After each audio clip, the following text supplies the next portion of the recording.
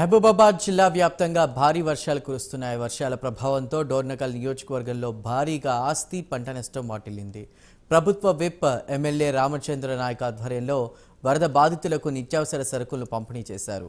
వర్షాల నేపథ్యంలో నష్టపోయిన వారికి అండగా ఉంటామని, సమస్యలు ఏమైనా ఉంటే అధికారుల దృష్టికి తీసుకురావాలంటున్న ఎమ్మెల్యే రామచంద్ర నాయక్తో మా correspondent Tirupati face to face. జిల్లాలో మళ్ళీ ఎడతెరిపి వర్షాలు కురుస్తున్నాయి. డోర్నకల్ నియోజకవర్గంలో ఇప్పటికే అనేక వేల పంటలు నష్టపోయినటువంటి పరిస్థితి. డోర్నకల్ నియోజకవర్గంలో ఎటువంటి సిచ్యువేషన్ ఉంది, ఎటువంటి వరద బాధితులకు సాయం కొనసాగిస్తూ నాకు అందుబాటులో స్థానిక ఎమ్మెల్యే ప్రభుత్వ వీపు రామచంద్ర నాయక్ ఉన్నారు. ఇప్పటికే మరిపేట మండలం ఉల్లపల్లి గ్రామంలో వరద బాధితులకు నిత్యావసర సరుకులు పంపిణీ చేసిన పరిస్థితి కనబడుతుంది. ఓవరాల్గా డోర్నకల్ నియోజకవర్గంలో ఎటువంటి పరిస్థితుల్లో ఎటువంటి వరద సహాయక చర్యలు కొనసాగి అదో మాట్లాడదాం. సార్, ఎట్లా ఉంది డోర్నకల్ నియోజకవర్గంలో వరద పరిస్థితి కావచ్చు, వరద బాధితులకు ఎటువంటి భరోసా కల్పిస్తున్నారంటే? గత వారం రోజుల క్రితం వచ్చిన అకాల వర్షాలకు చెరువులలో గండ్లు పడి ఆ చెరువుల ప్రవాహం అంతా గ్రామాల మీద పడి గ్రామాలు ఇండ్లు కూలడం జరిగింది. గ్రామాల్లో ఉన్న ఇండ్లు మునిగిపోవడం జరిగింది. ఇంట్లో ఉన్న నిత్యావసరాల సరుకులు కానీ, ఫర్నిచర్ కావచ్చు, బట్టలు కావచ్చు, అన్ని పనికి రాకుండా, ధాన్యం కూడా అన్ని పనికి రాకుండా పోయినాయి. దాదాపు 8 నుంచి 10 గ్రామాలు పూర్తిగా మునిగిపోయిన పరిస్థితి చూసినాం.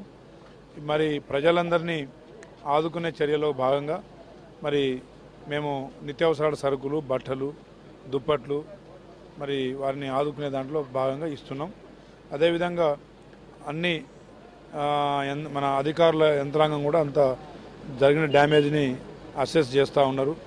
తప్పకుండా ప్రభుత్వ పరంగా కూడా వారికి 2-3 రోజుల్లో ఒక నివేదిక వచ్చిన తర్వాత వారిని ఆదుకునే చర్య కూడా ఉంటుందని తెలియజేస్తాం. రోడ్లు తెగిపోయిన పరిస్థితి కనబడుతుంది. మళ్ళీ వర్షాలు వస్తున్నాయి. ఎటువంటి ముందస్తు చర్యలు చేపడుతుందో ప్రజలకు ఏం విజ్ఞప్తి చేస్తారు? దాదాపుగా జరగాల్సిన డ్యామేజ్ అంతా జరిగిపోయింది. 48 ట్యాంకులు, అదేవిధంగా 500 పైన ఇండ్లు కూలిపోవడం జరిగింది.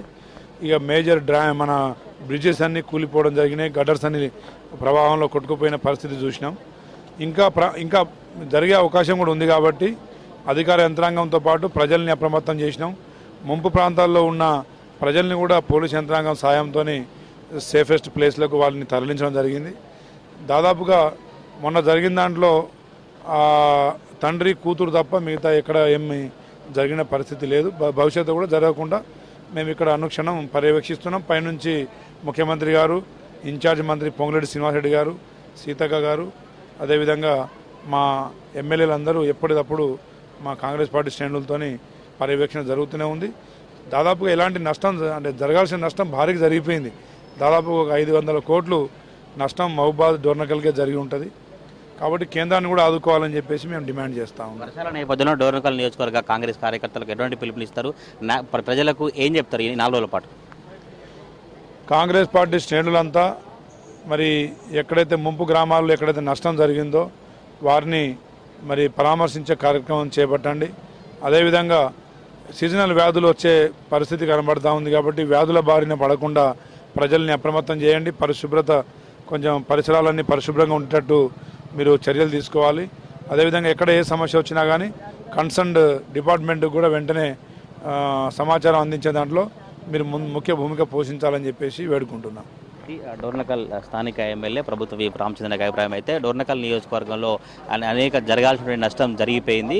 ఇప్పటి వరకు ప్రభుత్వ నివేదిక కొనసాగుతుంది. నివేదిక వచ్చిన తర్వాత ఎంత మేరకు నష్టం జరిగింది, ఇంకా ఎటువంటి సహాయక చర్యలు కొనసాగించాలో వాటిపై ఆలోచిస్తామని స్థానిక ఎమ్మెల్యే ప్రభుత్వ వీపు రామచంద్ర నాయక్ చెప్పిన పరిస్థితి కనబడుతుంది. కాంగ్రెస్ నేతల నాయకులంతా కూడా స్థానిక గ్రామాలలో, తండాలలో కూడా ప్రజలకు ఎప్పటికప్పుడు అందుబాటులో ఉండి సహాయక చర్యలలో నిమగ్నం కావాలని డోర్నకల్ ఎమ్మెల్యే ప్రభుత్వ వీపు రామచంద్ర నాయక్ చెప్తున్న పరిస్థితి కనబడతా ఉంది.